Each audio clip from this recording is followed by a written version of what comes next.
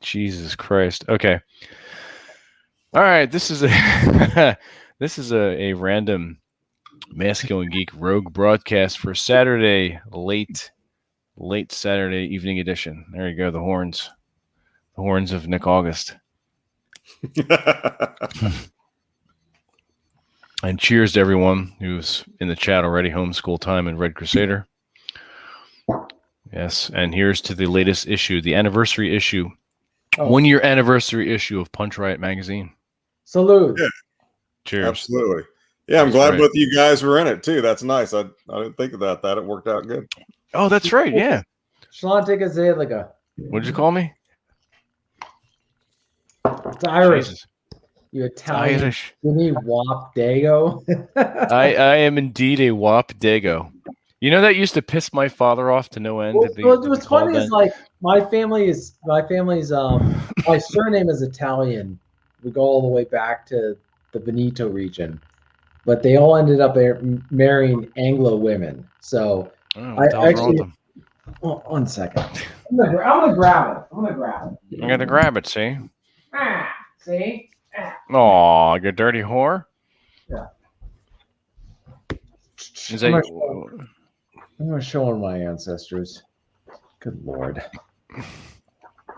They're not naked, are they? No. All right, good.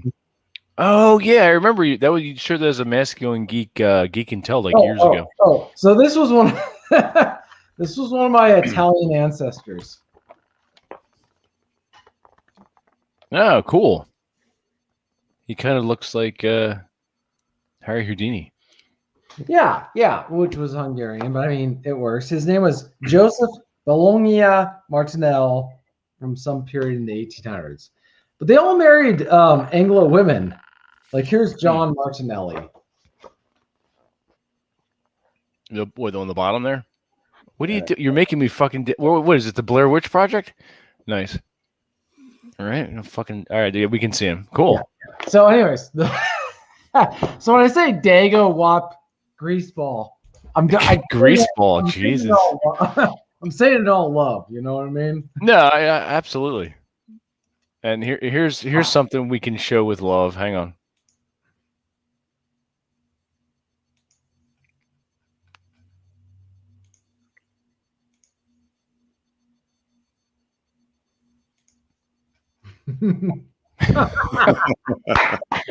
For the record, I'm gonna take full credit. I captured that shot. I was gonna say this is not mine. This is TJ's. This is the Aaron Clary hour.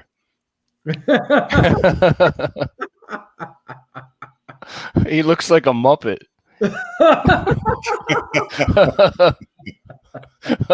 Jesus Christ. Everyone screen capture that. Everyone in the chat, make sure you screen capture that. Oh my God. And do your magic. He looks like Sam the Eagle from fucking Muppets. It looks like one of those old fucks up in the balcony. Oh, I forget their name. Remember that scene from the movie Argo where they're about to go into that meeting? It's like those two old bastards from the Muppets. Oh shit. Yeah, it was good latest issue of Punch Riot. Yeah, I thought so. We had a lot of strong submissions this time, and they've gotten pretty good over the past year. I think we put out a pretty good issue every month now. Absolutely, very good stuff. Yeah, I'm glad my my mild contribution. I've been trying to put masculine male stuff into it, and my whole thought is 20 years from now, people are going to be reading that stuff, be like, "Dang, these guys knew what they were talking about," right? Yeah, seriously. Yeah. It's funny you guys are talking about Dagos and shit. I was Dagos and shit. That should be the title of this broadcast. Dagos and shit. Yeah. We're doing it. We're doing it. I release you from all liability for misusing that now, phrase. I will use. Thank you. Now, is Dago? Is it O? Is it OES or OS? Dagos. Yeah. Okay, that's what I thought. Not Dagas.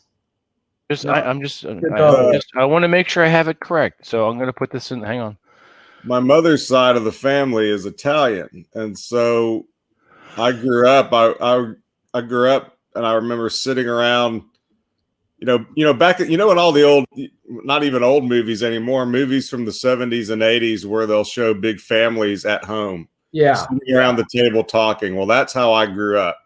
When we were visiting the extended family, people weren't watching TV and they weren't doing other shit. They were all sitting around the damn table talking, right? And so I was a little kid just sitting there, I would just sit in there and listen because you could hear some crazy shit sometimes. Right. And I can remember, and this was up north in Cleveland, Ohio. And it's kind of that stereotypical everybody was racist, so nobody was racist. because I can remember sitting at the table and they would the whole family was Italian, but they would start saying, oh yeah, he's a real Dago because they were talking about. And then what they were talking about was an Italian person who acted like a stereotypical Italian person. And, they'd be in there like, yeah, he's a Dago, he's a Spick, he's a Polak, he's this and that. Right. That's just what I grew up listening to, and I always thought it was hilarious. Oh, yeah. It's funny is, so the reason I brought up my family legacy is because they were Italian, but by the time they got to my grandpa's family, they had basically wiped out Italian culture from that family. Where my grandpa told me that, growing up, not within my region, but like locally within the state, they'd have 30 people on the front porch of their house. And I said, what did you guys talk about? What did you guys what was the conversations? He goes, nobody had talked. It was a very so my grandpa and my grandmother, their first date, he brought her over to my grandparents' house or great grandparents' house, and nobody talked, nobody said anything, and she kind of went home thinking nobody liked her. The reality is they all loved her apparently, but they just didn't say, it was a very anti. I don't want to say it wasn't anti-Italian, but they had just been so not Anglicized, but they were so Anglo, and they had so my grandpa's family had been cowboys and cowgirls in the Dakotas, where they become very stoic. So they didn't say anything, they didn't express themselves, and so they were. It's so funny. The bearers of the Italian side of the family are the most stoic Anglos of the family. You know what I mean? I go hang out with I hung out with an Italian girl when I was in college, and they had a sign of the dining room that said, if there's no arguing or debating, something's wrong. And there had to be wine. You had to have wine, and you had to be arguing or debating something. There had to be a lively discussion going on, or something was going on. Something was wrong. Something was right. Whereas I was kind of used to a family table where you really didn't bring up discussions or debates or arguments at the dinner table. That was considered untrue. Whereas I'm hanging out with this Italian family. It's yeah, if we're not arguing about something, something's wrong. Yeah, seriously. That was pretty much what I grew up with. We didn't spend a lot of time with the extended family, but when we did, it was that. And I'm talking big bottles of cheap red wine, and people fucking Manischewitz, dropping in some sugar cubes. I mean, the whole thing. Yeah. Yeah. Yeah, absolutely. Yeah, I was doing an interview for another person's podcast the other day, and I was talking about my family. I said, with family surnames, it's who won the coin toss? Who won? And in a lot of cases, it was like the Anglos won on both sides. Like one side of my family's Irish, other side of my family's Italian, and yet the Anglo women won the coin toss in terms of like which culture prevailed. So you ended up with this culture of Anglo Protestantism that won on both sides. Whereas like the Italians, I just got diluted because they all married, as this generational family thing showed, they all married English women or American women, like, Anglo women. And so the Italian part just got removed from the equation. But what's funny is like, I'm very like at home with Italian culture. Like I go to an Italian joint, order Italian food. I got Frank Sinatra. I feel immediately at home with that stuff, like spaghetti or any kind of pasta. I feel biscottis. Biscottis. Biscotti. The Animaniacs cartoon. You got Chianti being served. Like I feel immediately at home. It's the same thing with like Irish stuff. I'm not very Irish, but like we go to an Irish place, I feel immediately at home. So it's just funny. Like it's in your blood, but at the same time, arguing, what it is? It's like, how is stuff being argued over? In Italian homes, you can argue over stuff very fervently, but like it's over in a minute, and then you're like, you're cutting back, you're cutting the bread and you're serving the bread. Like after you've just argued for a half hour with some guy and you're like, here, and here's a glass of wine. Whereas in an Anglo family, you argue over stuff, you either resolve it or like, it's going to be part of like a family spit for the next 20 years. Right. Yeah. Well, the whole Italian thing was everything was so, from what I remember, because everybody was a hothead pretty much. Yeah. And that's when they'd start calling each other, quit being such a dago, that kind of shit. and I remember all that stuff clearly because we'd be in this big kitchen, people sitting around the table. My great aunt would be like at the stove making this huge vat of fazool. Yeah. And I'm just sitting there in that chair, waiting for the soup to be ready because that's why I was there. And I remember stuff like dipping that bread in that soup, and man, that shit was the bomb. And it's like, but that's all gone now. I mean, that's what I hate about the Pacific. This is what I really don't like about my region is that you can't have that like banter, like that friendly banter where you just disagree on stuff and you talk about it. And you know what I mean? Where it doesn't really matter. And like 5 seconds later, it's like, yeah, the French bread the garlic bread is out of the oven. Nobody cares about what we just said 5 minutes ago. Let's cut the bread. Here's the Chianti. Let's serve it. Like nobody cares about the arguing. Like the arguing is like part of like, if you're not arguing with me, you don't love me. That's kind of like the Italian thing. If you don't argue with me, you don't love me. Kind of like in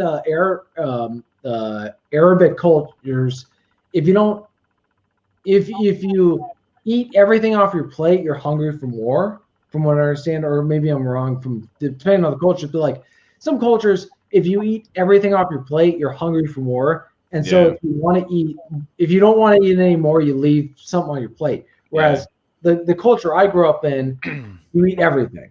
Like a hunched over your plate like a prisoner. Right. Like I grew up in my family. You ate everything that was served to you because that was a sign that you appreciated. Well, not only that with Italian mothers and grandmothers, love takes the form of food. Right. So that's like culturally, it's like you got to know what your environment. But like, when I was in the Italian environment, it was very interesting to be exposed to people who are like, yeah, we love arguing and bickering over stuff. Like that's part of our, like, it's a sign of love. Whereas in other cultures, Anglo cultures, stoic Anglo cultures, arguing is like a blood feud and it never goes away. Like you argued with us back in 1947 we're going to hold that against you for the rest of our lives. You know, that you know, I sometimes wonder, and I'm just pulling this straight out of my ass right here, but I just sometimes wonder if it has to do with the way the culture drinks.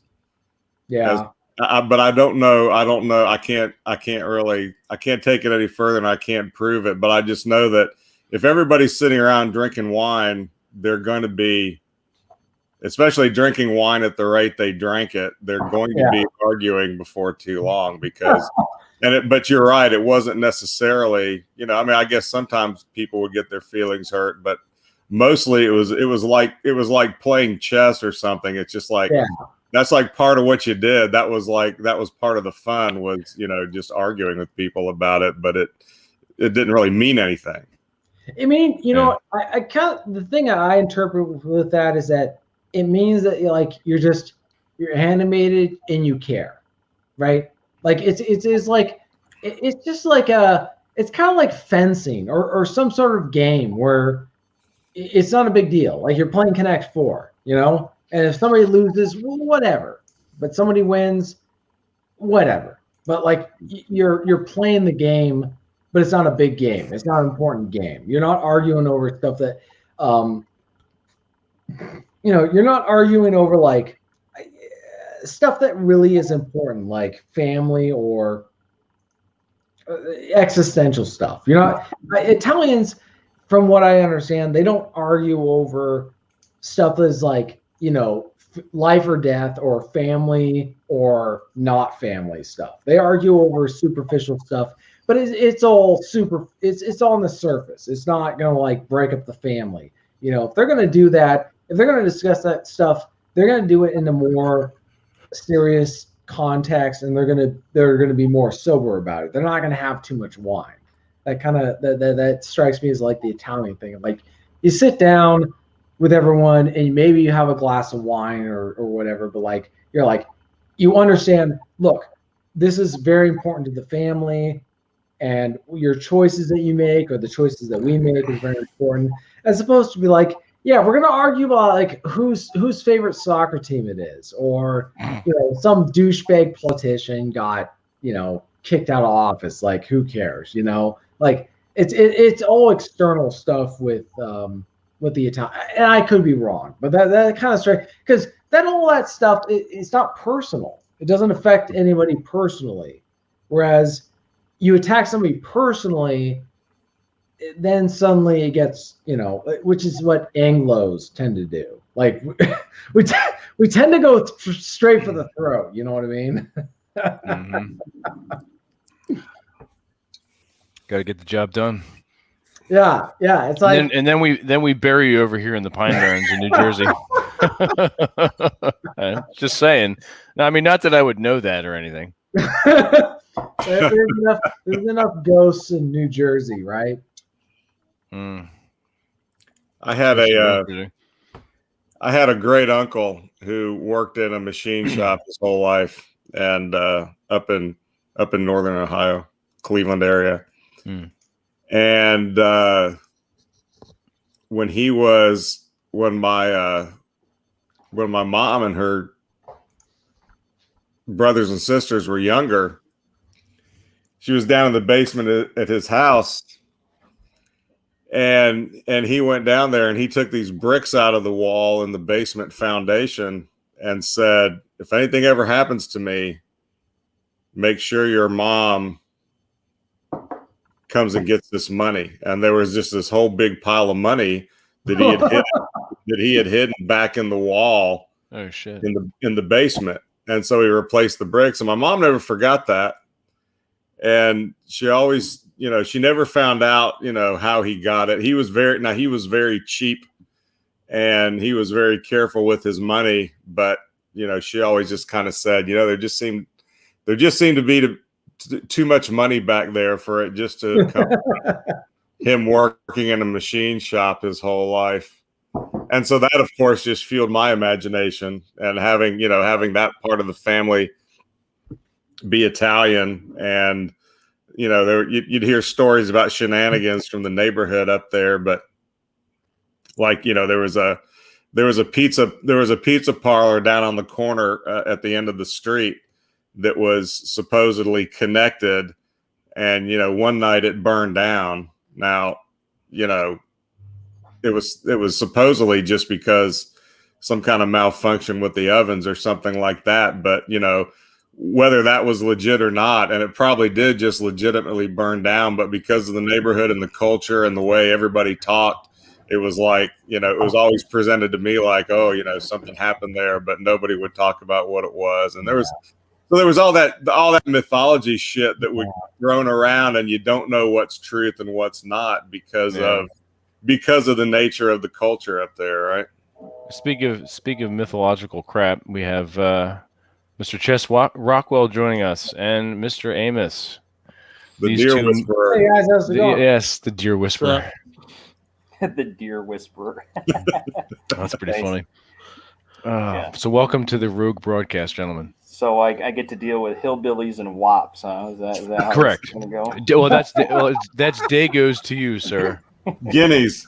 Guinea wops. And a Polak.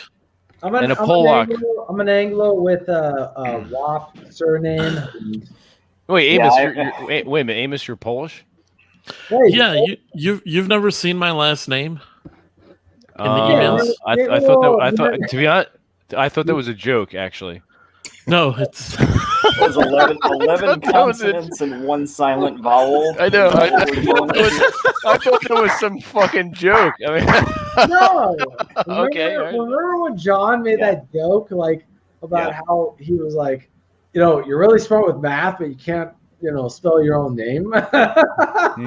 There's 9 Z's in there, and it's pronounced Grigorchik.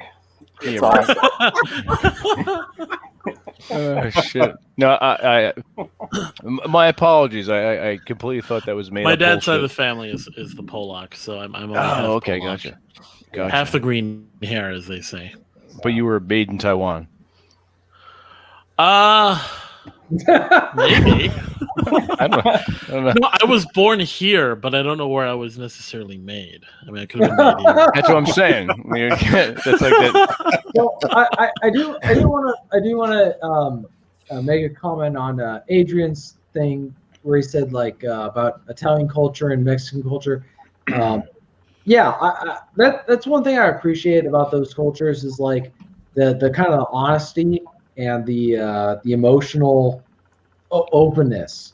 Yeah, and just real quick, I'm going to interrupt you for a second, TJ, to get back to Red Crusader very quick because it's kind of funny.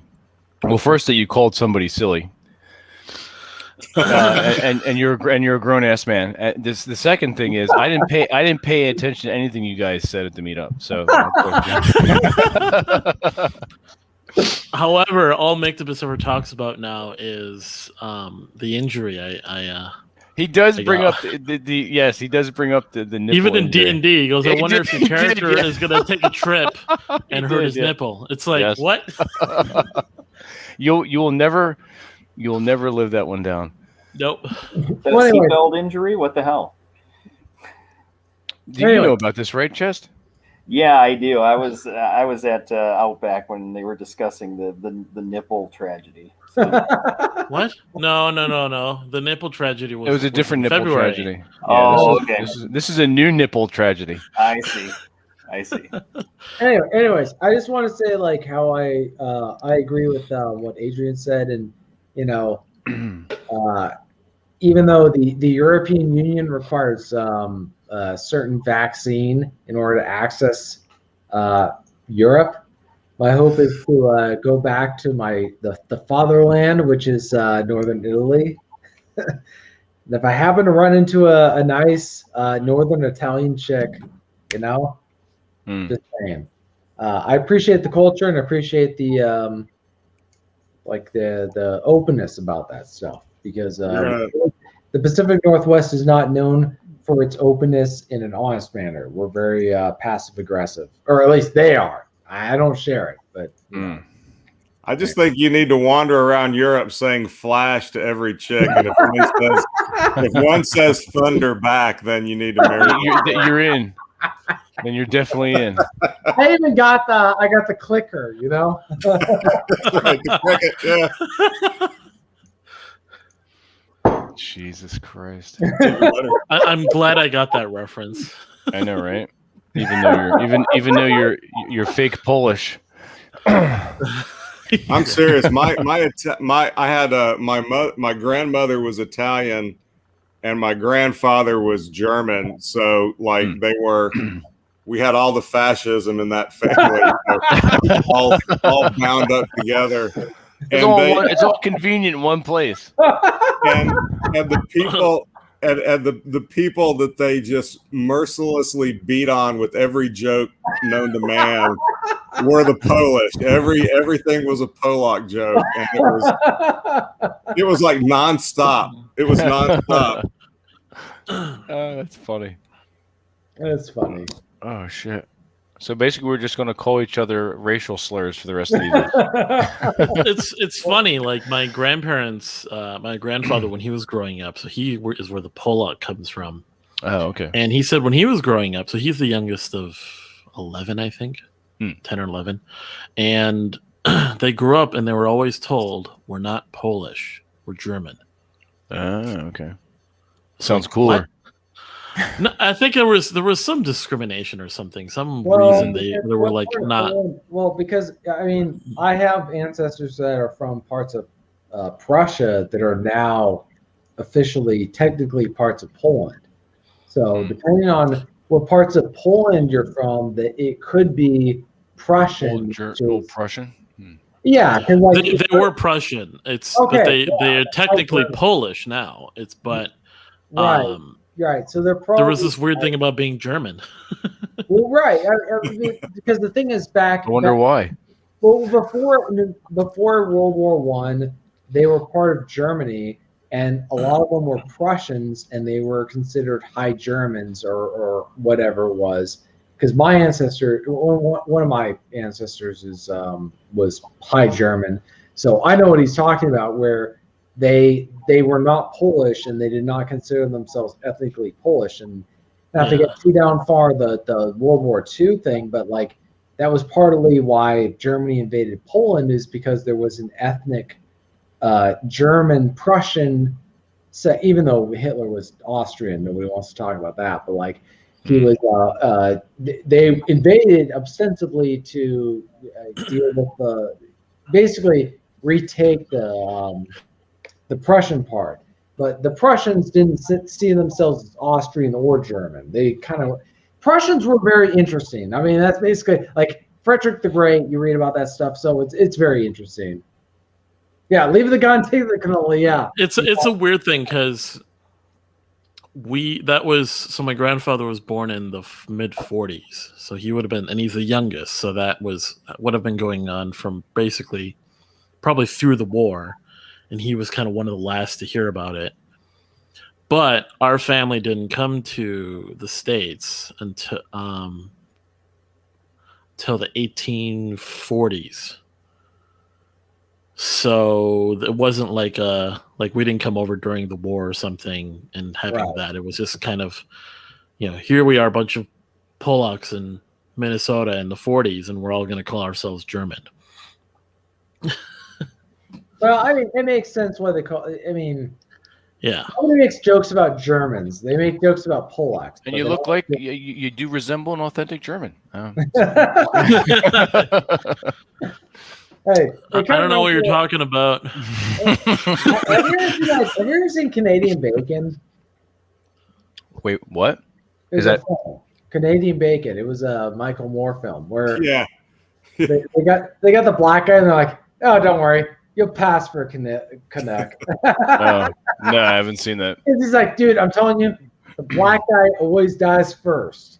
They're like, don't worry, dude. You'll pass for a Canuck.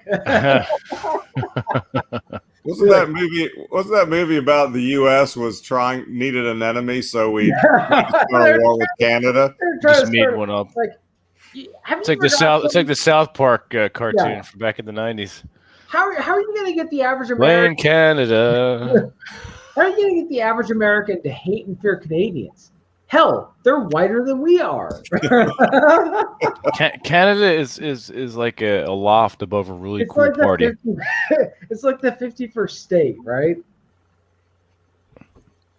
No, I wouldn't even say 51st State. They're like kind of like the younger brother that really we don't think about. But like occasionally, That's pretty much my case. Yeah. they exist. Oh, Yeah. amazing. You know? I remember a here's kids good joke movie. that kind of sums Go up. ahead. Here's a good joke that kind of sums up Canada and its frame of reference to the U.S. Canada had the opportunity to become the greatest nation in the world. French cuisine, English culture, and American technology. Instead, they ended up with American culture, British cuisine, and French technology. It's all fucked up. That's pretty good. That's good. Hey, there's no such thing as Canadian culture. I've never read any Canadian literature. There's Whenever you ever said, honey, let's stay in and order some Canadian food. that is true. That is very, very true. Sadness. Yeah. I mean, A. yeah. I remember there was a kids movie where like some teacher is talking to a classroom full of kids and she's like, and this is Canada and why they're not part of America is because a long time ago they just wanted to be left alone. Or something like that. Jesus. I don't know how long it's been since you've been there, but, I don't they used to know. have- yeah, they used to have these payphones that looked like a Gundam character. You needed like 11 strangely shaped coins and a card and a crowbar to get those fucking things to work. They were the worst. When I used to travel a lot for my job, I traveled a lot up in New England and in DC and in Chicago, and it seemed like we were always running into these Canadian women. And I realized that, and I don't know a lot of Canadian people personally, but it just seemed like every Canadian woman we ran into, looking back now, I realized she was a Karen, because all that ended up happening was they get a couple of drinks in them and they would just spend the entire night running their mouths talking about how great Canada was because of socialized medicine and how much better it was than the U.S. and all this other shit. And I said, well, why are you down here? And she said, because of business. And I said, you come here a lot? And she said, yeah. And I said, think about that. Well, I said every chance she gets. Yep. You kind of stopped her in her tracks with that one. I just want to say, you go back to Canada, you cunt, in order to get some medicine. But you spend all your time here down in your business. Yeah. You get the syphilis down here. You go home for the medicine. Exactly. You ever see when Ned Flanders met Canadian Flanders? No. He basically, starts talking about free healthcare and everything's all great, and then Flanders like goes up and hangs out with him, and he hands him a joint. And he goes, "You want it? It's totally legal here." And then he just says, "They always told me the devil would look, appealing or something."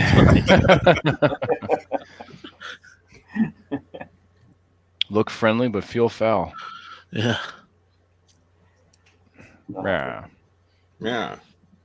Oh, so Chest, what's the deal with your background? As it were, you mentioned something about French, or is that a joke? Well, yeah, I'm basically half horror, half Belgian. So yeah. Gotcha. Yeah, I've got a little bit of Eastern European too, so I can always fall back on that when the race wars begin. I can always say I'm some kind of blonde Slovak, here to save the West or some shit. Right. What's up, Robert? Hey, gentlemen, how are you doing this fine evening? All right, Robert meet Chest Rockwell. Chest Rockwell meet Robert. Robert Kauslin, how are you? I'm doing well, and yourself? I'm hanging in there, man. Yeah, you and I have not really talked per se, but we've commented on each other on Twitter and maybe back and retweeted. forth. And yeah, that casual kind of interaction, which is predominant nowadays. So I'm definitely familiar with you. So good to actually meet, quote unquote, you this evening. Thank you. That's what we're all about here at Masculine Geek, bringing characters together. both Literally characters. Yes. Yeah, that's what I mean. Yeah, Yeah. both in the metaphorical sense and the real sense. So yeah, interesting.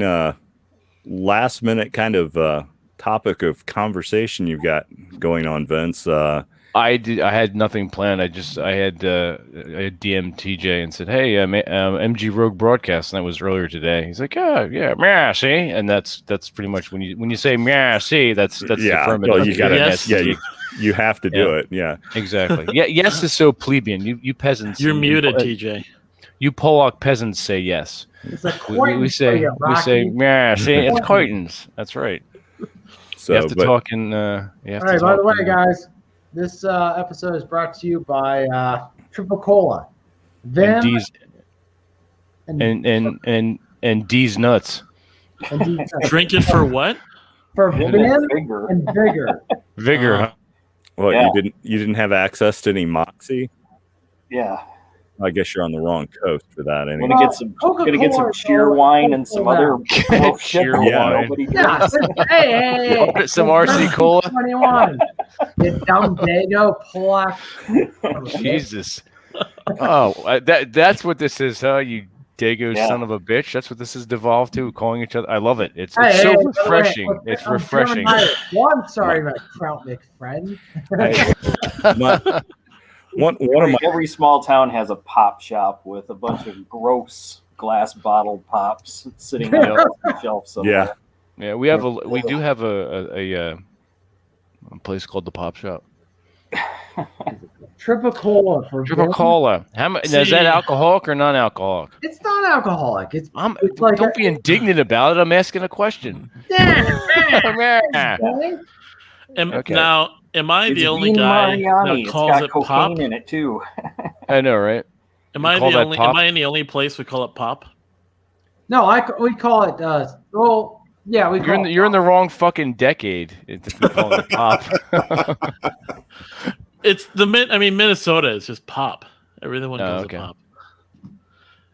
Part Down of like here- most of the down here, Midwest. everything's a Coke. Everything's a We Coke down here. or That's soda. It's pop where I'm from too.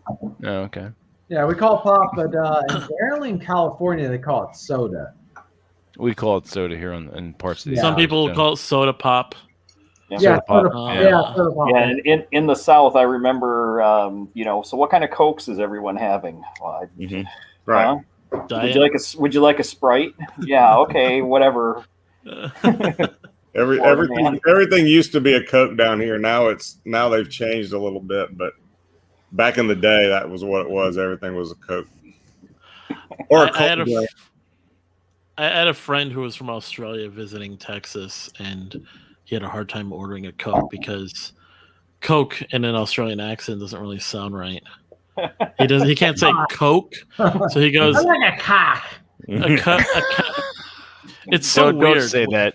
Like the O is just way too soft, so he just kind of goes, "Can I get a Coke?" And then like, "A what now?" I'm not even saying it properly, but it was like We got really a just we got a kind of screenshot and a meme already. It says, Yeah, TJ, I you want just shut your- I want a cock. You cunt. You confused me with Karen Cock. Clary. I want a cock. Yeah. No, that's Jesus. Karen Clary. Gay hand Clary, yes. Yeah. Oh. I'm a little teapot, short and stout. It was running through my fucking head when I first saw him do that. Here is my anger. Here is my spout. That's right. We don't say cock, TJ. I am really looking forward to running into Aaron for the first time. That's Why? meeting him in person has to be a highly amusing experience. this is It what is so bad is because he doesn't live here anymore. I don't believe. So he's like Alice. He's in South Dakota. No. He lived an hour away from me for months. After I knew about where he was and all this, and just never just didn't. I even tried messaging him and stuff. Nope. And then he goes, "Oh, I'm just moving to South Dakota, like where nothing is." That's pretty funny. Like, how much taller is he than Rob? He's actually this is the 4.5 inches, maybe. Okay, on all honesty, here's the funny thing. Aaron's not that short. Yeah, he's not that short. He's taller than he looks. And that's the funny thing. Like he's just a little bit shorter than me. Yeah. So Rob is probably the shortest. So he acts shorter than he is. He does. He's got the Napoleon complex. Mm. Rob acts taller than he is. And he's shorter. So yeah. Yeah, which is ironic, you know. So they're opposites of each other in a way. Yeah. Yeah. Rob has a tall presence. Aaron has a short presence. But Rob's short and Aaron's tall. Yeah, taller. Taller. Yeah, taller. The thing is about Rob is like he's a biker guy, so like he doesn't have to explain himself. He's a biker guy. He's got the chain around his neck. He goes around biker beating people up. You know. It's just, but he's also he goes in biker culture, so he doesn't have to like explain himself. Whereas I don't know. Like I don't know why Aaron. It's funny. Like it's like Aaron is not like he's taller than he should be. But he's not.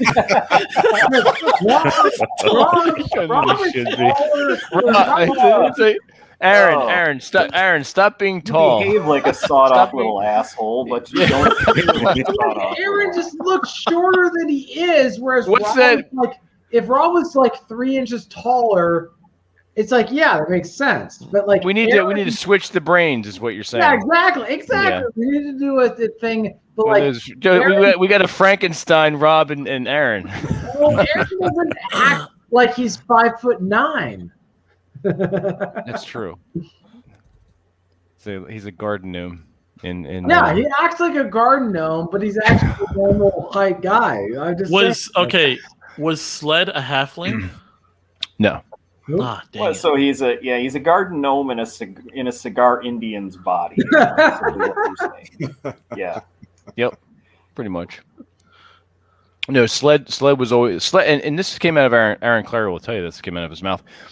Sled is Aaron, and Aaron is Sled. If you haven't figured that out by now, then there's something wrong with you. everyone who watches our D&D games catches on that.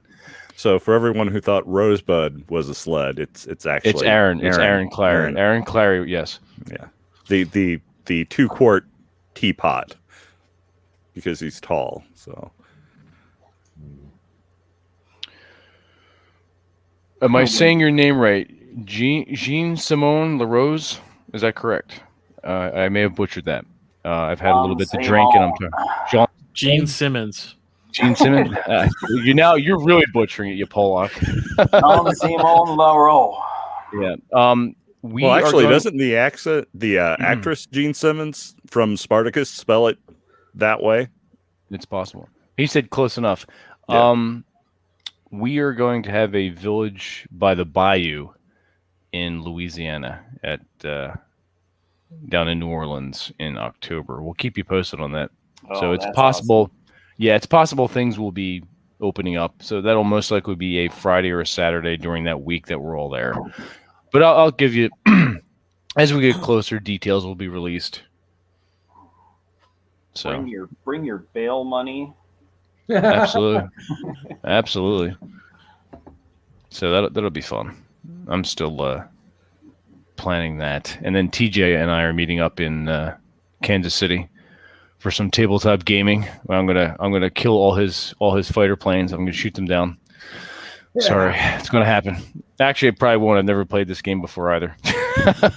Which game are you guys going to be playing? Blood Red Skies. Oh, awesome. Yeah. So it's going to be fun. We'll probably broadcast that. We're hanging out doing that. By the way, Vince, we got to. I know it's being recorded, but we got to get Quintus to get a couple of extra bottles of that rum. Yeah, that's right. Yeah. I also need to remind him when we're coming down. So we're going to most likely meet up with Quintus Curtius. Yeah. Also, get some Tabak Especial. The best cigars I've ever had. I was just smoking them yesterday, and Hmm. this like group of old ladies turned and looked at me, and I thought they were gonna like get angry that I was smoking in front of them, and they were like telling me how much they loved the smell. They were like, "Yes, like, we love it." So I got universal 100% positive responses from smoking that cigar in front of anyone. It's TAKA. No, it's just TAKA. Oh, sorry. TJ tries to talk. Take two. That's why I never won the spelling competition. How much have you been drinking tonight? Spelling How bee. drunk were you when you were in the I'm just spelling doing bees in it 8th grade? TABAK Especial.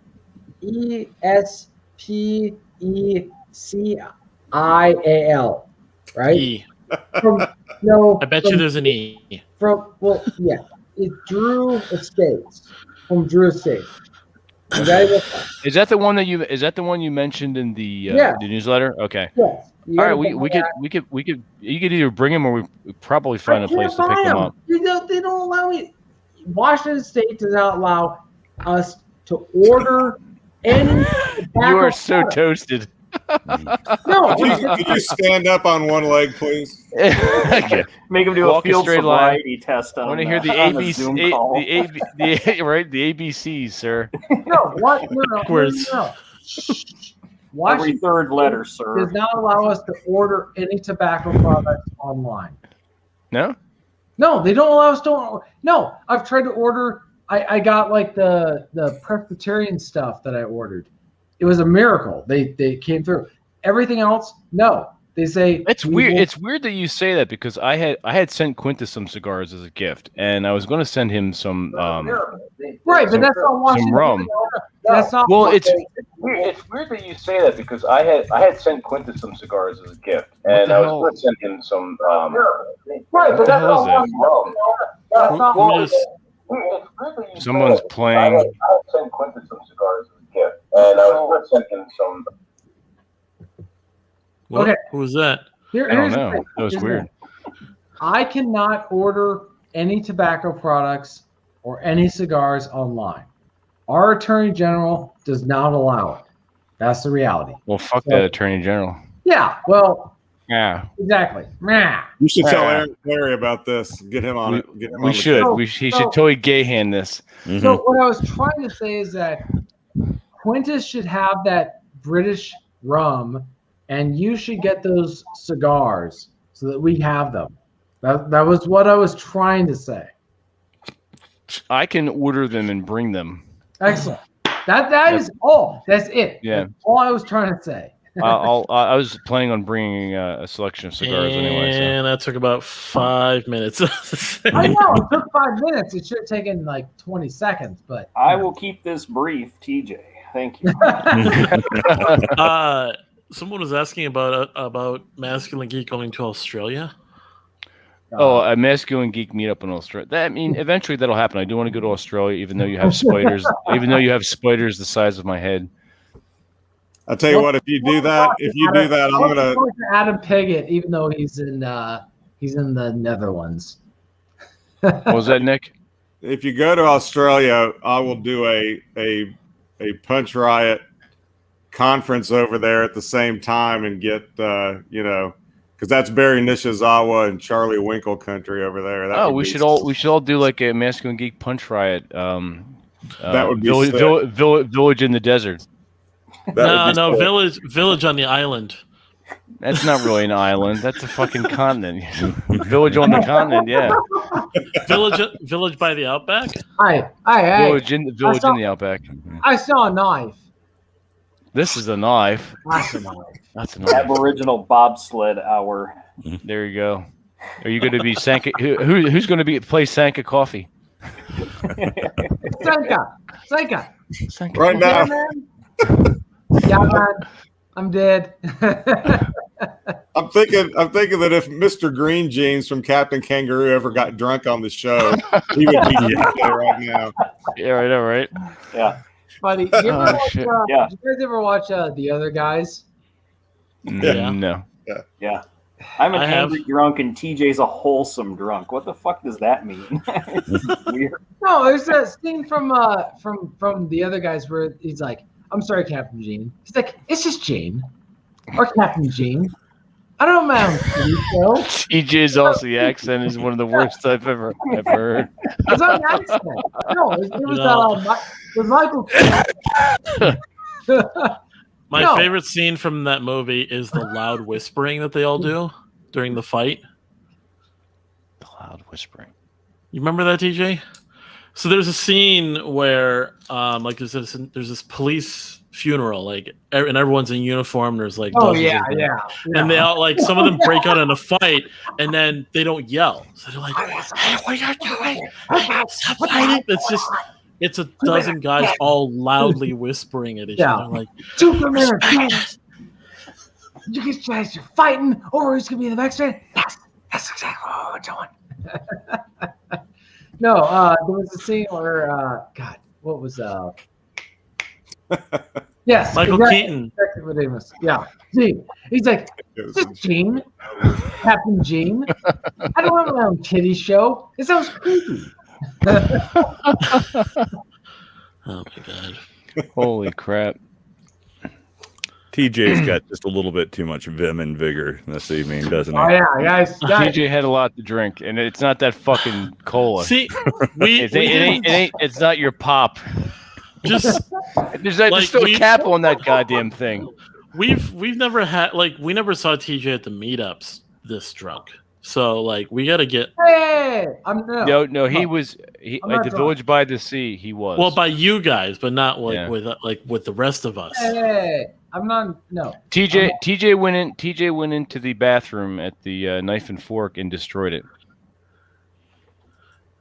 He just threw. There was projectile vomiting everywhere. Vince is. Really I'm exaggerating. Yes. Yeah. He was disappointed in TJ right now. he was pretty fucked up though. No, I got no. I was fine. I just got. God, Vince, thank you. What? Well, thanks for saying this on a live thing. For What? Or What, live, you dork. It happened live. No, it didn't. What? At the Knife and Fork? Yeah, it did. There were people from this group around you. I give up, guys. What the hell are you talking about? The whole projectile vomiting I just made up. I'm joking with you. Yeah, exactly. You're making it up. I just, Yeah. that was my entire point. You just Yeah. TJ, how does it feel living at the airport? with the rocking chairs over. what was that? What was that place, the airport we were at, where they had like the rocking chairs? Oh shit, where was that? Yeah. Yeah, dude, we were at that place, and like I show up, it's like there's rocking chairs just literally there. I'm like, this isn't SeaTac. Was it in Salt Lake's airport? Was it? No.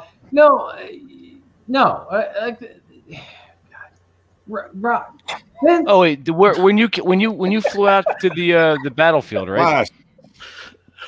The battlefield gathering, right? yes. Yeah, it was up in Pittsburgh. Pennsylvania. Yeah, Pittsburgh or some shit. Yeah. Pittsburgh. The Pittsburgh. Pittsburgh. Do you have any idea how much you're slurring your words right now? Yes. It's not. Today, Junior. Okay, Billy Madison. Oh shit! Oh god, that's funny. It's making for a good show because normally it's Rob that's drunk. We need to get TJ to TJ. say Pittsburgh. We need to get TJ and President Biden, talking to each.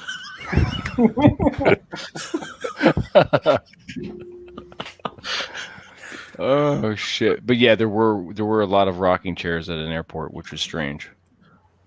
It was in the middle of Pittsburgh's nowhere airport? too. Pittsburgh it was a small airport. Oh, one of those like regional airports. Yeah, it was close. It wasn't too far from Gettysburg. Yeah. Was that kind that Clary flies Spirit Air out of? No, not Spirit even Airline. Not even Spirit Airline. It's like one of those airlines that only operates like one route, and they're called like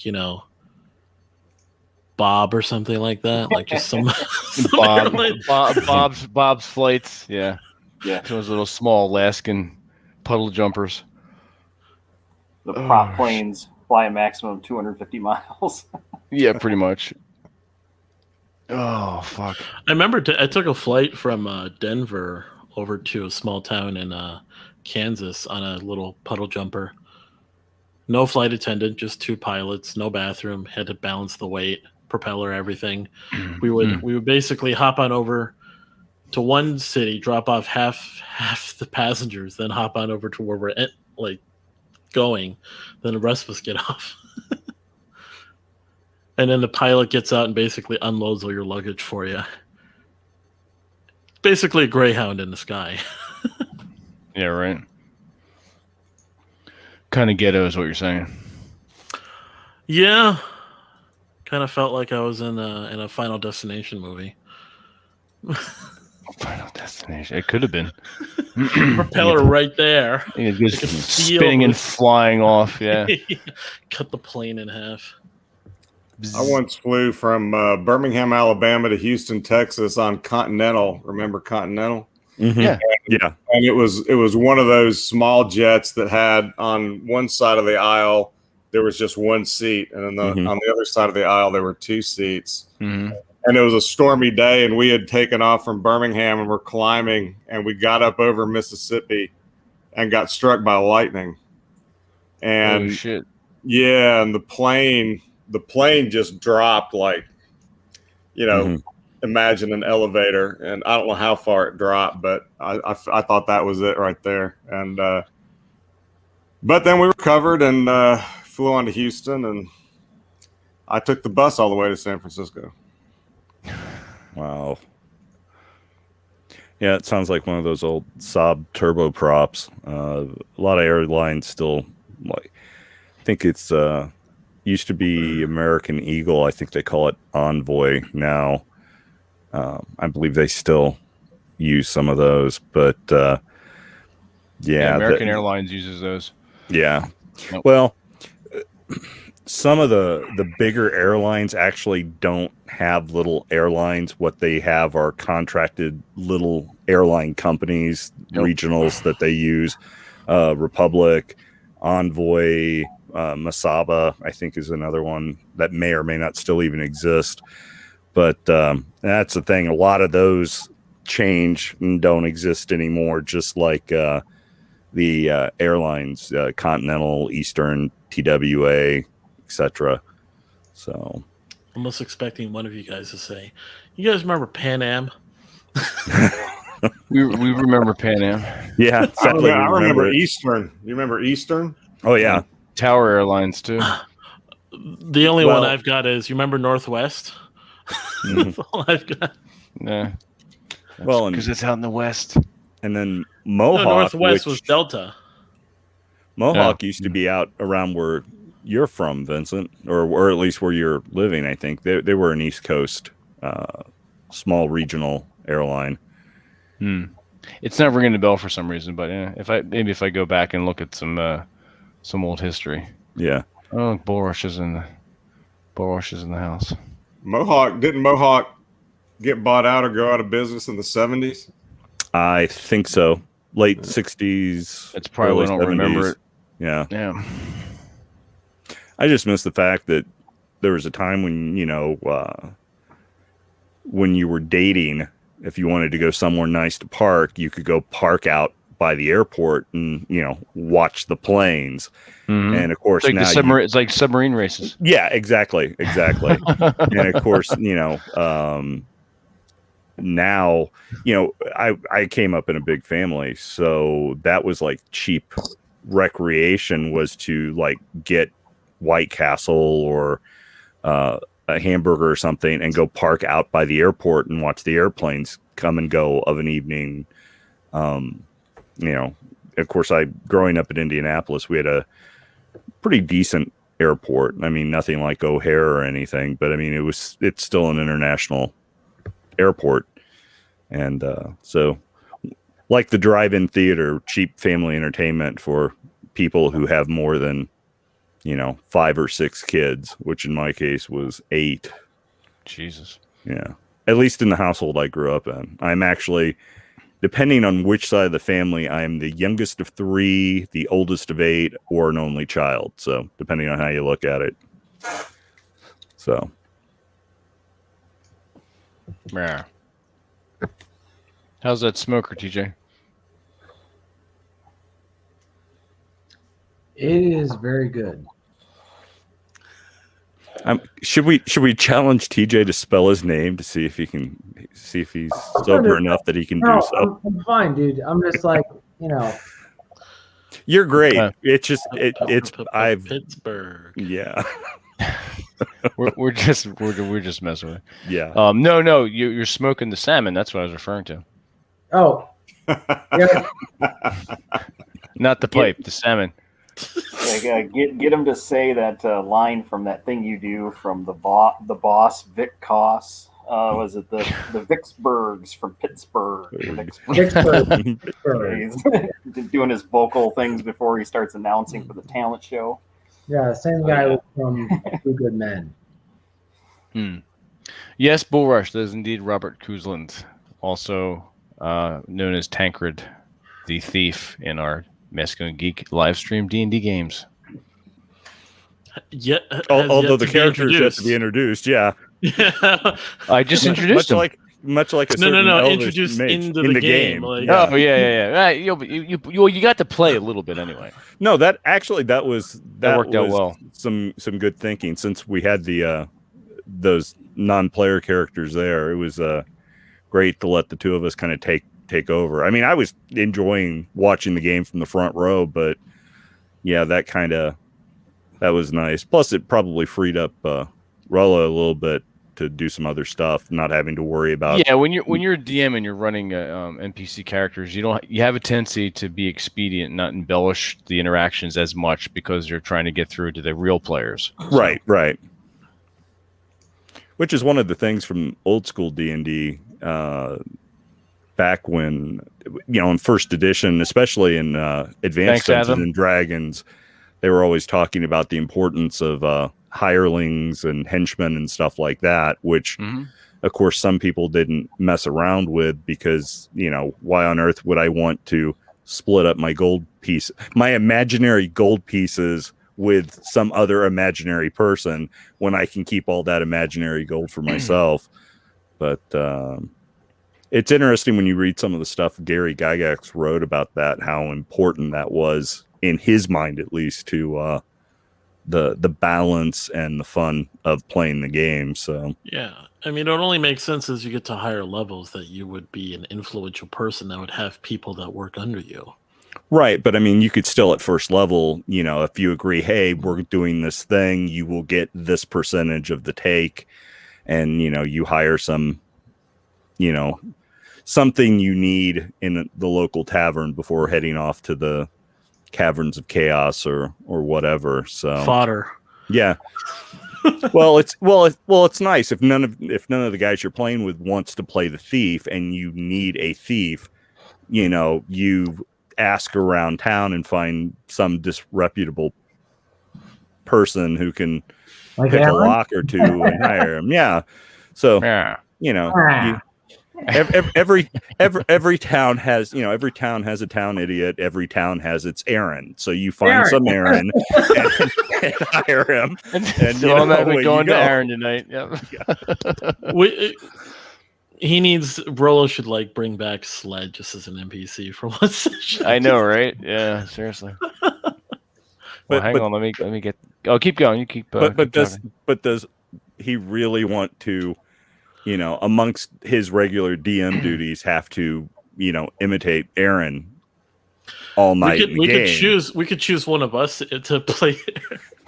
It's not- I'm gonna take I'm taking credit for that one. That's TJ's. TJ sat through that entire ordeal, that rant that he did, just to get that meme fodder. Yes. Yes, dedication, people. Dedication. That's right. Bull Rush. Screenshot that and get on it. Atham, look it up. Yeah, TJ, your sacrifice is appreciated. Believe me. There you go. We thank you for your service. Yes. It's almost as if Jim Henson's bony hand has been. The hand right up the wazoo. He does, like I said, he looks like a Muppet there.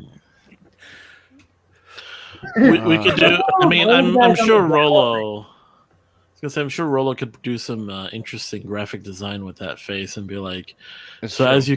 as you come to the end of your journey, you encounter this, and then it's like this The dreaded monster, gay hand. the dreaded, evil, grim gay whatever is something, and The dreaded gay hand carry. it's got right. like wrinkles, and then there's like long, evil. It rants at you for 2 hours. And it says, "Hey guys, here's how you get the girls." Here's how you get the girls. The intermittent cough of doom. Right? It lets out a foul stench. His Hey, legendary and- action is and- nap and and- fap. and Halfway There you through go. the battle, it thinks it has cancer, but it doesn't. And anyone could have told. Jesus. And anyone could have told it that. Jesus. And Clara, if you're watching this, feel free to come on. We'll talk in person. Not at you. Oh my god. No, we're totally laughing at you, Karen. Well, we're laughing. We're not laughing at him. We're laughing near him. Oh, the last chest. Oh, what happened to chest? I don't know. He just dropped out. See? Row. Oh, there it is. Was that the dreaded cough of doom get you? Yeah, I don't know what happened. I think it invoked some kind of ancient evil by mentioning the cough of doom. Reached out over the wire. It charges you $300 an hour for common sense advice and cuts off your internet. So I better check my bank account. Jesus, you have to pay to get your account back. By the way, Vince, I went back and I read chapter 5. I couldn't pick up on who the bald guy in the vest was.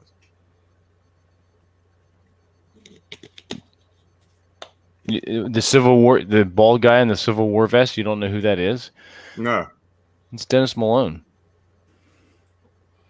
Oh God. Oh, Nick, you didn't pick up on that? I did not. Dennis Malone has a peculiar affliction. Yeah, there's He's Dennis cursed. Malone, and then there's Tesla. Yeah, but in Laserdiscs, you get a glimpse of Dennis Malone. Okay. All Yeah. right. Never picked up on that. Jesus Christ! I practically slapped you in the head with it. Exactly. What are we gonna do with you, Nick? Like, we're gonna send you off to do your own magazine or something. I know, right? That would be kind of a cool idea if you did an online magazine, Nick. Well, I was kind of thinking that if whoever wrote Tesla and Malone would have, had enough ability and talent to draw vivid characters, then it may have impressed me more. Oh, damn. Character development were important in this novel. Exactly. But then again, I've got to deal with that. I've got to deal with guys like Rob and Chesty who write good shit, and then they publish a couple times, and then they just totally stiff me from then on forward. Hey man, That's right. I promise I'll get back to the tales of beating people's ass throughout time again. I will get back to it. I mean, do you really have anything more important to do? Well, a little bit, but yeah. I mean, I stopped like dead in the middle of all of my research on FDR. So I have one in the can. I just need to write it. But yeah, gonna have somebody from a relative of Korematsu be FDR's ass. So I thought that would be a good next chapter. Nice. I'm sorry, you said one in the can, and it got me thinking that picture there. Sorry. That was well done. Again, thank you, TJ. I needed that. It's been a long weekend and a long week, and that picture made my night. So it was a good screen. It was a good screen capture. Yeah. Yeah. I worked hard. But and Rob's, I guess, been busy with some other stuff anyway, and but it sounds like he's kind of getting back on the writing kick, at least a little bit. So, I don't know. He wrote something. I heard he was or had just finished something, but I may have read something old from him or misunderstood something he was telling me. So. Okay. That would be a fun thing to do a Rogue broadcast on, with he and I and some others talking about music, because that was something we didn't get to completely go into, I think, deeply as he would have liked. Yeah, when we had you on as a guest a couple months ago, that was on the agenda, and we did say we would bring you back for that. And I'm sure Rob wouldn't mind coming back to talk about that topic either. So yeah, that'd be cool. Yeah, I'd love to hear some of his con stories, especially since he has that whole roadie vibe going for him. I just find it odd that the sponsor for Uncle Misogyny became a reality before the band did. Right. we need to rectify that. It's like, sure, Red, you can come on. Yeah. So Hefeweizen was going to be the sponsor for the Uncle Misogyny tour, and the beer came, but the band didn't yet. So yeah. Well, you could always bring it down to the Village by the Bayou. I'm not driving that far again. You could send it. We could send it via pack animal. Something, I don't know. Yeah. Try to work out the logistics of sending beer by ground or something. It's just odd. It's hard. Yeah, it is weird. When we were just talking about the sending cigars and buying cigars in different states, and I was mentioning that I was going to send Quintus some rum. You couldn't send it. I think it was you could not send it UPS, but you could FedEx. They're like different liquor laws. It was strange. Yeah, I don't know what the fuck's up with that, but that's how it's how it shook out. Well, I just wouldn't want it to get there and be either completely drunk or split open or that's true too. Yeah, broken in half or something. It's just kegs are the best way to ship anything, but man, it's still a pain to try to get a courier to do it and not treat it like all the other shit that they're tossing around in the back of those trucks. Yeah, that's true. What, just get a semi truck and trailer and a black 1978 Trans Am, and I know, and it's and down, right? And it's a lot better than Coors, let me tell you. So just it's really tasty. Yeah, it was good stuff. I forget how long did it take you to create that? Well, with just the brewing portion of it, and then cask conditioning it, it's around 3.5, almost 4 months. But okay. it was more figuring out the combination of yeast and what I wanted to do for some of the fruit salad effect on it.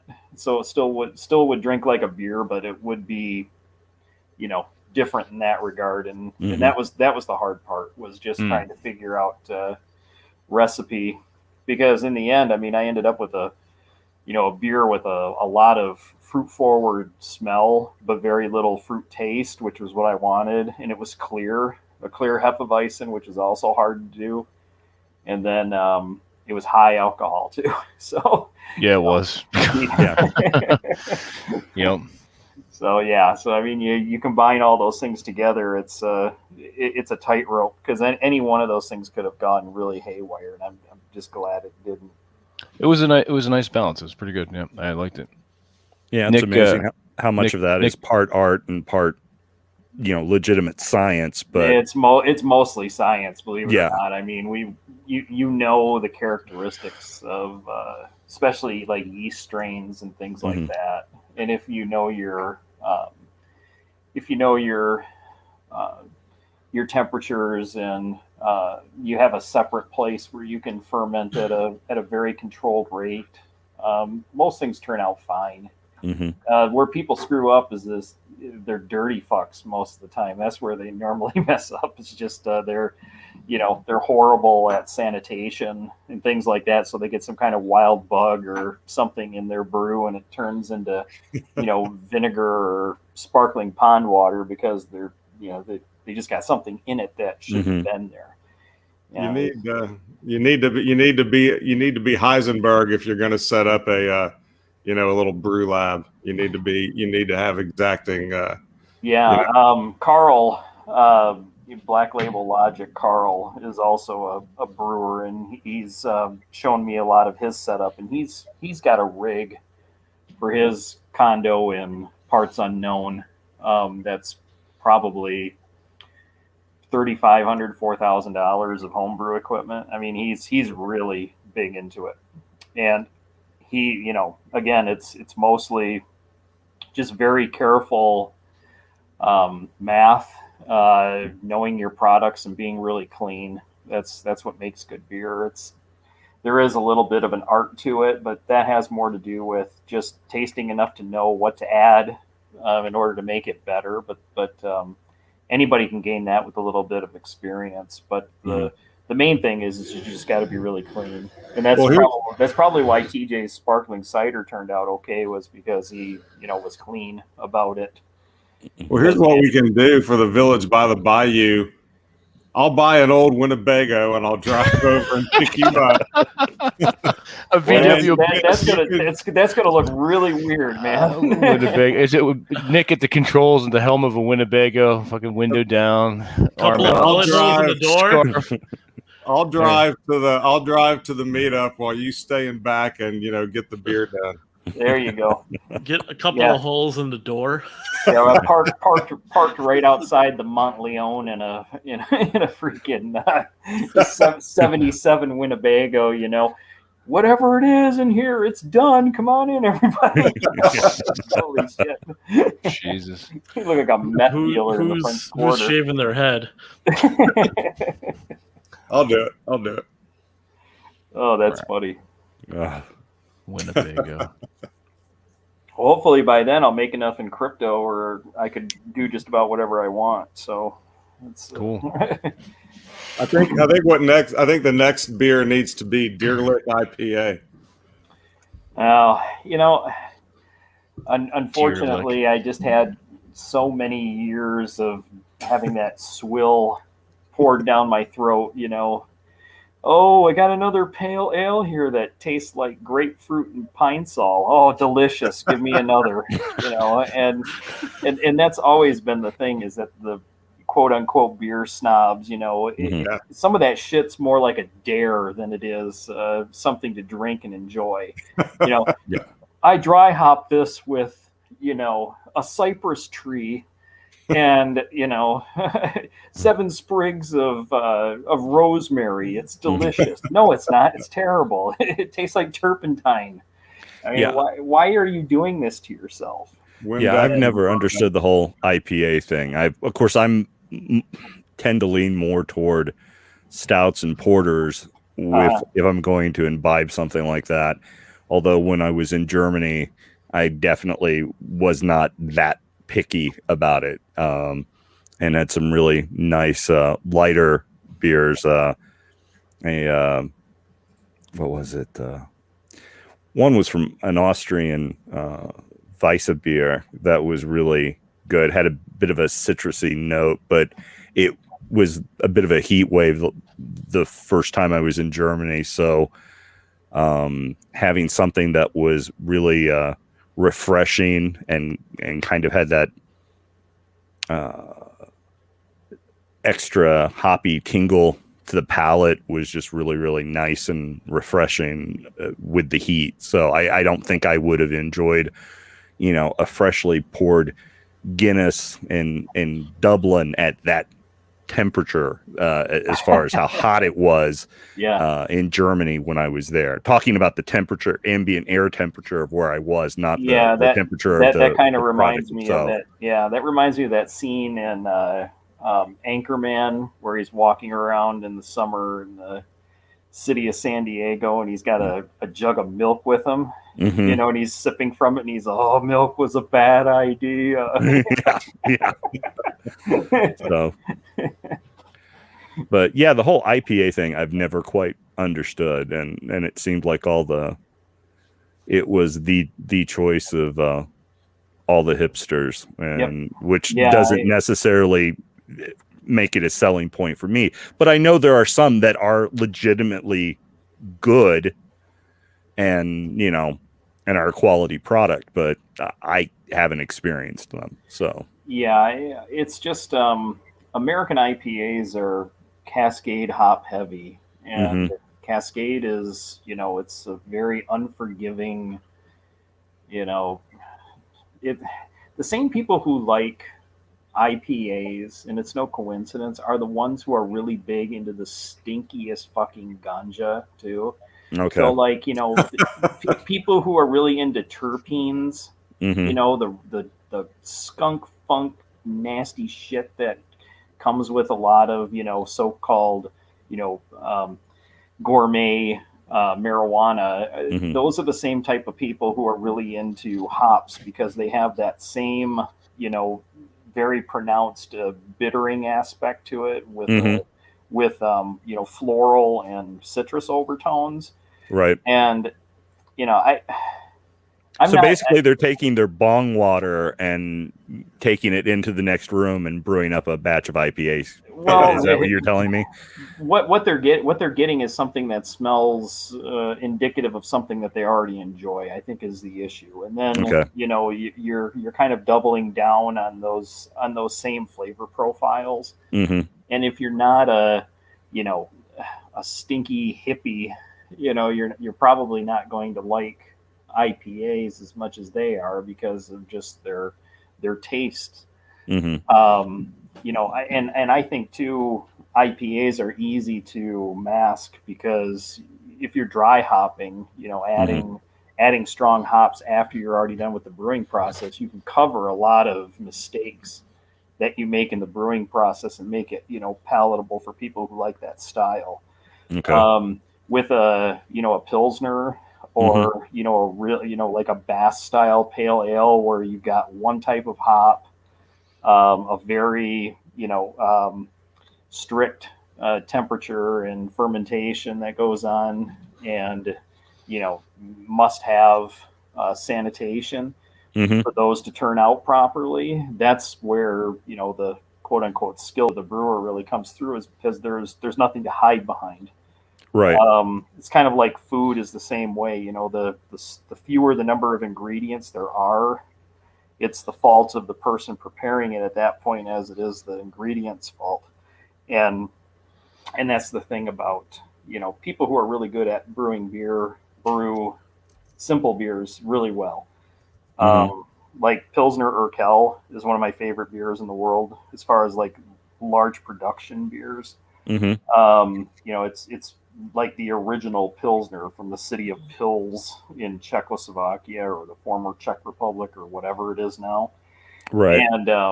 And that's kind of where you get the original Pilsner style beer that everybody is. So what's considered Bohemian beer, right? Well, Bohemians can be a mix of the two, but generally they're Pilsner styles, but they're darker because of the water composition. Okay. It all depends on like how carbonated, not bubbly carbonated, but what kind of carbon profile you have, calcium and other minerals that are in the water. Okay. And if your water is too hard, you need to go with a darker malt in order to get a proper fermentation and flavor Okay. profile. So that's why you have like your Doppelbocks and things like that. They look like a really dark beer, but they taste like a light beer, and that's because of the type of toasting and roasting that goes on with the barley. If you've ever had Dos Equis in Mexico, that's the same thing. That really dark Pilsner beer that they make there. Mm-hmm. Mexico, a lot of German immigrants went to Mexico in the mid 1800s for various reasons, and they brought their brewing style with them because the water at the time in Mexico is very similar to that in Germany. So that's why you have a German style dark pilsners ending up in Mexico. Okay. Yeah, it has everything to do with the water. That's why Christ Almighty, the thick nasty stuff from Ireland. I can't even think. It's 12:30 here now, and I'm burnt. Oh, geez, Guinness. What, Guinness? Yes. Why Guinness is the way that it is because their water is really fucked up, and the only way you can make a decent beer is if you essentially burn the shit out of all of your grains, and then do a very simple hop profile and brew it like that. Okay. Yeah, because I mean you can't make a pilsner in Ireland because the water just won't allow it. So that's how you get good regional brewing styles is based mostly on your water, which is an interesting fact. Same with pizza. Okay. Have you ever had an English ale with bog myrtle? The kind of the style of English beer that they used to have before the Dutch kind of influence or introduction of their beer. Are you familiar with that? Yeah, I am. Yep. Yeah, I've been wanting to try that, and I see sources online for it, but unfortunately none of my local liquor stores have had it. And then of course with everything being kind of partially locked down and some things closed and some things not, and some places you can go into and some places you have to be able to order it and have them bring it to the curb. I've not had much chance as of late to look for it. But I was curious what your opinion was. I like it myself. I mean, it's a regional style, and I dig regional styles when they're done in their region, because that's the whole point of it, is that they've developed something as sort of a workaround to what they may or may not have as far as natural resources to make whatever it was that inspired them to make it. Right. Because I mean, if you think about it, beer traveled around the same way as wine has traveled around the same way as a lot of technology traveled, from place to place. And they're like, oh, wow, this is delicious. How do you make this? And then they try to do it with their own water supply, and they go, that didn't work for shit. What happened? And they figure out that they need to do certain things to, create a workaround, and then they make a good beer, and it ends up being their region's beer. And, right. Here in the U.S., because you can get whatever you want, and you can put whatever salts you need to in the water to change the pH and the composition. You can make whatever style you'd like, even on an industrial level.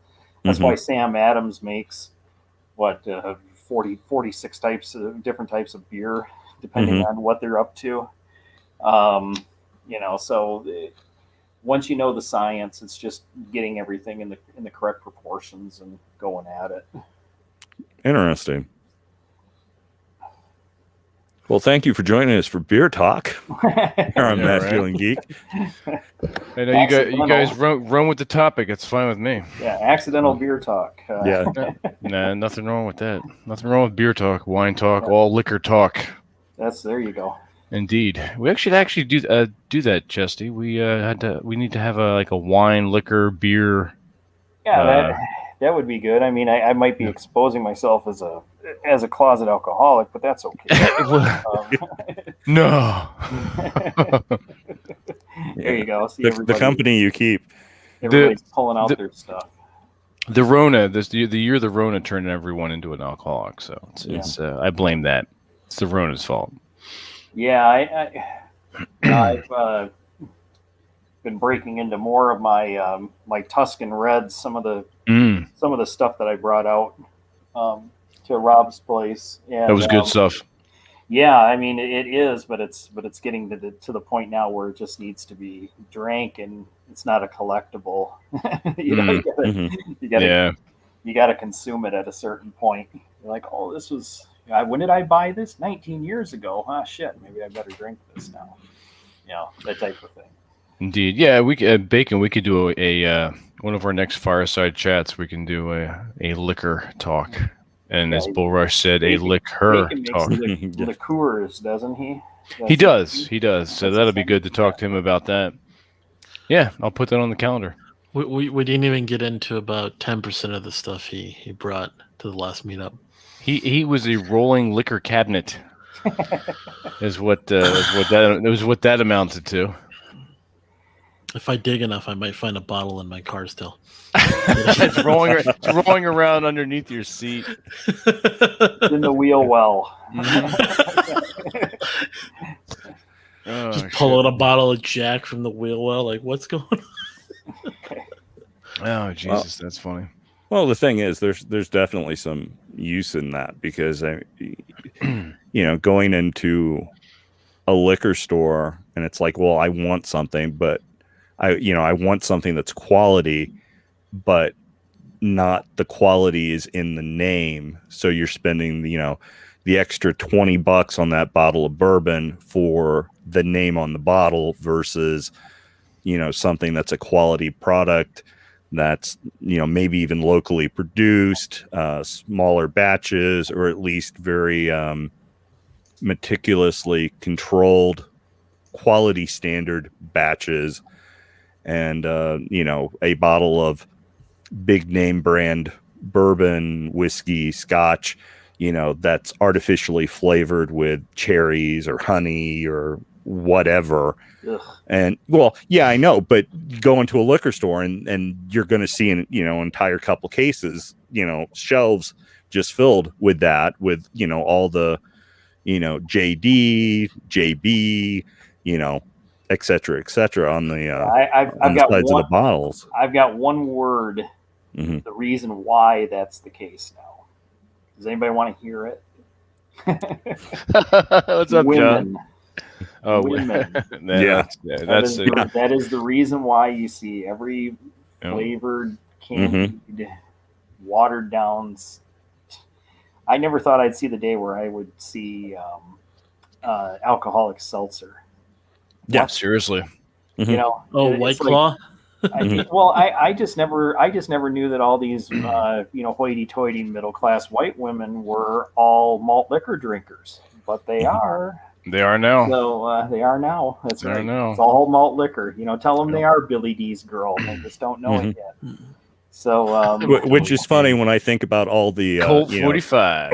Well, I think of all the dynamite 16-year-olds going to the drive-in, having snuck in a cooler full of malt duck. Well, it's basically repackaging the 80s and 90s with Zima. Yeah, that's really all this is. Yeah, Zima ribbed for her pleasure. Exactly. and other stories. Yeah. When taking Bartles and James just isn't enough for her. Yes. Oh, jeez. Yeah. To address John in the chat in his post, which I just threw up on the screen here. Yes, I took your advice on Ethereum, so it's good. Thank you. Is it at 3,000 yet? I saw it. It was at like 29 a couple hours ago, I think. Yeah. You take a look. Got up to about 29.30, 29.40. Yeah, I think by Cinco de Mayo it'll be 3,200. Probably.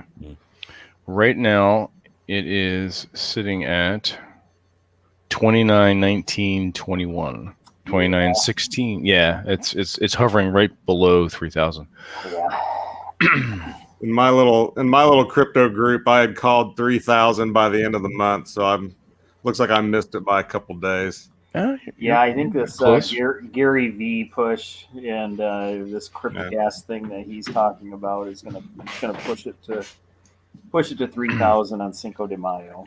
Yeah. What's the projected end for the end of the year for Ethereum? I'm not Charlie or Miguel from the Tokyo Crypto Show, or even John when it comes to that type of stuff. But during the last bull run, Ethereum came up to a certain percentage of the value of Bitcoin, and I think that at some point in the later portion of the bull market, probably sometime after Christmas, it's going to meet those same percentages. So if you're looking at 12% of the value of Bitcoin or whatever, and Bitcoin's at 100,000, that's what you would expect Ethereum to be worth. So that's what I'm looking at it as. I'm looking at it as kind of mirroring the last bull run. Gotcha. Might even be slightly better because there's more use cases now for Ethereum than ever. So, When the last, one of the last Moon Gang predictions on Ethereum for this summer was 6,000 this summer. Oh shit! yeah, I'm completely fine with that. Yeah, you won't hear me complaining. I was gonna say there'd be no complaints from my end of the woods. yeah. Is that one of the ones that Bill Maher was complaining about just the other night about Complains about collapsing? old man, collapsing old the man economy and screams at stuff. Wait, clouds. Yeah. wait, who? Yeah, Who? Yeah. The man's not relevant at all. in his desperate attempt to pretend that he's not been a part of the problem he's now complaining about for the last 10, 20 years. So yeah, Pretty much, yeah. So do you guys see the future of crypto being kind of like the way things used to be when there were several world currencies, as far as people trading in francs and marks and dollars and yen and so on and so forth? Do you think that there will be that once crypto is kind of gotten even more established and the trading is, the winners and losers have kind of been picked and stabilized a little bit, that we're going to see that kind of trading going forth, as far as that being the new world future currency for investors? Or do how long is this going to be a niche kind of thing, and how much is before it's a lot more mainstream, do you guys think? Any predictions? Any thoughts? I think it's gonna. I mean, I think it's breaking out of its kind of niche role now, even though it doesn't have the numbers yet. Mhm. Yeah, when your Uber driver tells you to buy Doge, I mean, it's starting to move out a bit. And I think rather than being like trading marks and francs and whatever else, kind of like in the old days, I see it evolving more as there are going to be a lot of blue chip cryptocurrencies that are used for specific purposes rather than simply as a general medium of exchange. I think some of them will be more general, but I think the rest are going to be used for specific purposes based on the project and the ecosystem that they're born out of and what problems they're trying to solve. So I think it's going to be like a lot of different financial instruments for you to use based on what your purpose is. Because I mean, when you see your contractors sucking a dick for a crate of 2x4s, you know that there's some inflation out there on some important things, and right now crypto is literally the only hedge against fiat inflation, because you can't put it in anything else. I mean, back in the day, while there was increased inflation, there was also increased interest. So if I were back in Carterville back in the day, and I wanted to hedge against my 11% mortgage, I could put money in a CD that yielded 8%. But now, if I take savings and I put it in a traditional bank, I wouldn't get 2 nickels to rub together unless I'm investing more than 10 grand in the account and not touching it for forever.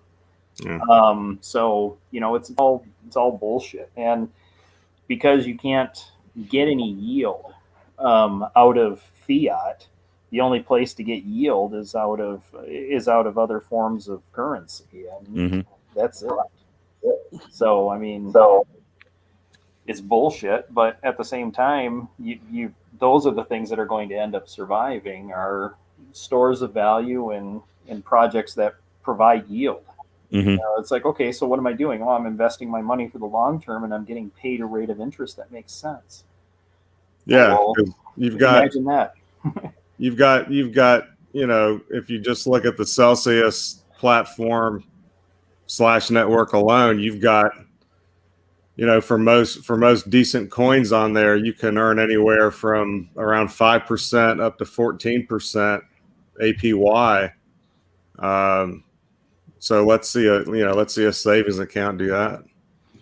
Savings account haven't done that for decades. So right. That's the whole point, is that you're seeing inflation on the things that you need and use in your daily life, but you aren't seeing a corresponding interest rate increase for saving. Right. And if you don't have those things corresponding to one another, all you have is a deflationary, an inflationary currency that is just continuing to lose value as the money printer is constantly on during this administration. I mean, they're not going to stop at 1.8 trillion and then another trillion and then another trillion here or there. I mean, eventually, you're hanging out in Zimbabwe or with Reich marks that you're carrying around in a wheelbarrow, and they aren't worth shit. You're starting to see it with important products. Yeah, I never thought I'd see the day where bacon was $8 a pound, or like I said about the lumber going up. Plywood was 100 a sheet, 150%. Yeah, I mean, Christ. We already have. If you think it's bad now, just wait until they don't have to use a money printer anymore. We're just using digital fiat, and then not only will it be able to speak as much, as many dollars into existence as they want to, but they'll also probably be able to, basically tag your funds and limit what you can actually spend it on, and that's another way to control you. Yeah, I don't see it improving until, at the very least, they get their monetary policy under control and stop quantitative easing and just printing money to take care of people who don't want to work.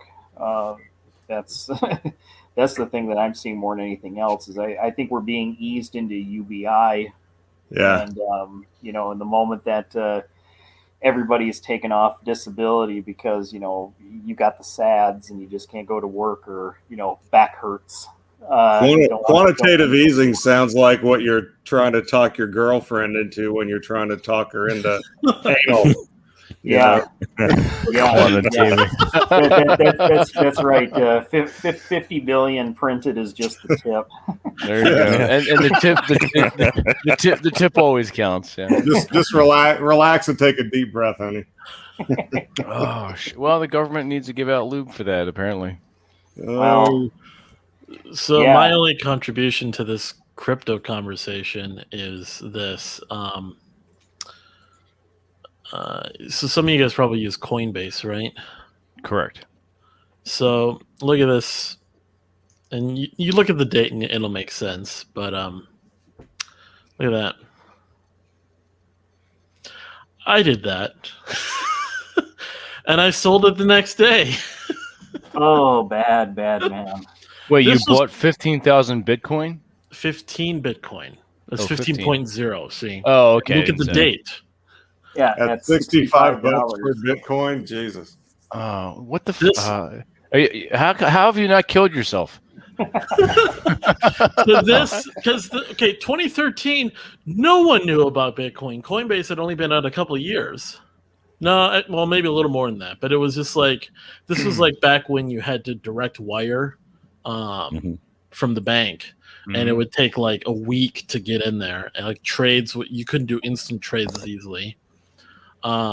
everything just took forever, and I was like, oh, look at this like thing. I kind of know about it, but it's going up in value, so I traded it like a stock, and I did that. And I didn't think of anything of it. And then it went up to like 200, 300, 400, and I was like, whatever. And then it went to 1,000. And my friend Brooke and I were like, oh, well, he was saying, well, this is the real test of Bitcoin, is the price of gold. Mhm. Like if it goes beyond that, it's a point to get past. See, the thing is he was only partially right. That's not the analysis. It's not the price of gold. It's the market cap of gold is what you actually have to look at. And the fact is that the market cap of gold is a certain number of trillions of dollars. Yeah, but guys, there are more ounces of gold being produced all the time. There's only 21 million Bitcoin. So in order to meet that market cap, the price of the coin is going to go crazy until it finally reaches that spot. It may take a while, but it'll get there eventually. And that was the thing was, and then the one time I hear it went to 20,000 was when I was like, oh, crap. Yeah. If I held on to all of that right now, I mean, you can just do the math. It's $700,000 or $800,000. But So do we need to send somebody to check on you when it hits 100,000? Yeah, we have to do. Can you do the suicide disclaimer scrolling on the bottom like you're I know, right? Okay. Exactly. What Amos offered you is not financial advice. Yes. Yeah. Ever. Oh shit! All right, gentlemen, we're coming up on the 2-hour mark, and it is almost 1 a.m. here on the East Coast. And I'm starting to get tired. Having said that, is there any final parting words from the panel, as it were, that you would like to impart? I don't know any Polish or Italian jokes at this point, so I cede to the panel. Well, I can tell you the Italian joke. I actually told a couple of them. The very first time I met my, at the time, future father-in-law, who is full Italian, his grandparents came over on the boat. He grew up in a household that spoke Italian as well as English. And I was going out to dinner with him for the first time. He was dean of a law school in the Midwest. Very much big mucky muck in the American Bar Association and a few other legal groups. And so, of course, me being me, I had to tell him a couple of jokes that I'd heard when I was younger. And one of them involved how you can tell when an Italian car has a flat tire. They go wop, wop, wop, wop, wop. And Jesus and so, Christ. So, Yes. They go wop. so favorite son-in-law. Nice. Now favorite ex-son-in-law. So there you go, ladies and gentlemen. That's my contribution. I don't know. Can we top that for ethnic jokes here? So I was always asked why do Polacks have green hair? Why? I don't know.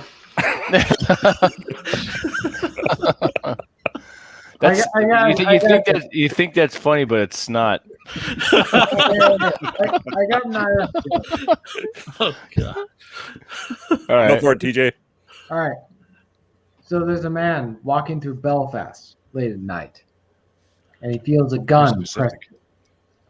He feels a gun pressed up against his back, and a voice goes, "Catholic or Protestant?" And the man, thinking quickly, replies, "Atheist." And in the baffled silence, the man replies, "Catholic atheist or Protestant atheist?" Jesus. It was the fact that he was in Belfast important. Oh my God! I honestly thought it was going to be that religion joke, like the denominations where he keeps going to all the churches, but no. No, that one we've already told. Yeah. Yeah. How about you, Nick? You got one? Got a joke? something. Preferably racially insensitive. Yes. I got no more jokes. I tried to joke about Deer Lick IPA, and then Chesty spurged off into this whole rant. Spurged off. the great spurging. Spurred off into the sunset. Great spurg off. The great spurg off. I think he needs to make a beer that's called Deer Lick something. I don't care. I don't really drink beer spurg anyway. off. He could make a competitor to Smirnoff, Spurgoff. Spurgoff, yeah. Yeah. Oh, geez. Yeah, it would have 30% more alcohol, but would be 30% smaller. So people would get upset. There you go. Spurgin retards. Go subscribe. Go subscribe to Punch Riot, because the money that Vince makes off of laser dicks, he uses it to buy rope to tie his girls up with. So that too, yes. I finally remembered a Polish joke, so we can go on that. Why wasn't Christ born in Poland? Why? I don't know. Why wasn't Christ born in Poland? Because they couldn't find 3 wise men and a virgin.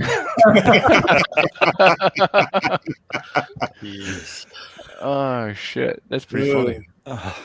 Oh fuck.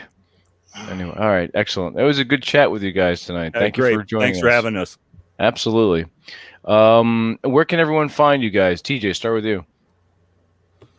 TJMartinell.com. If you can't find it, your problem. You're a Spurger retard. Nick, yourself.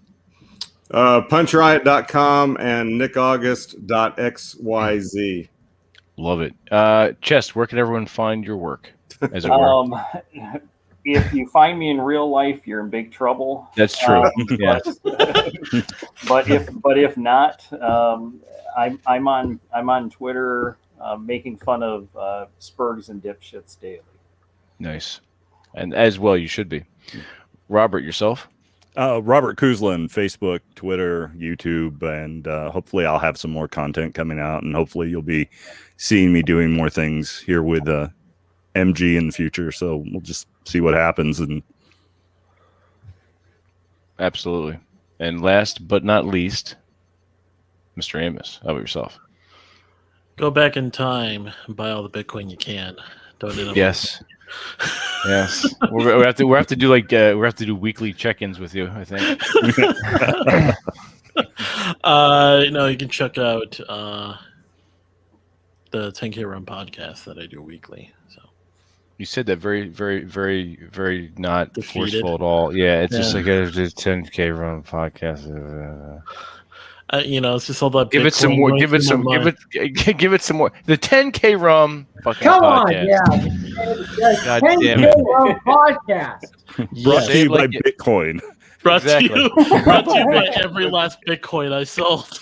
Brought to you by the sold Bitcoin. Excellent. If you look at that, it was literally bought one day, sold the next because it jumped in price, and I doubled my money, which is good, right? But I could have. You probably should not have sold. I could have, 1,000 times my money. Yeah, he released the Kraken. Mm-hmm. That's right. That's right. All right, everyone, enjoy the rest of your weekends and the week ahead, and we will all see you soon. TJ, take us out. Good night, folks.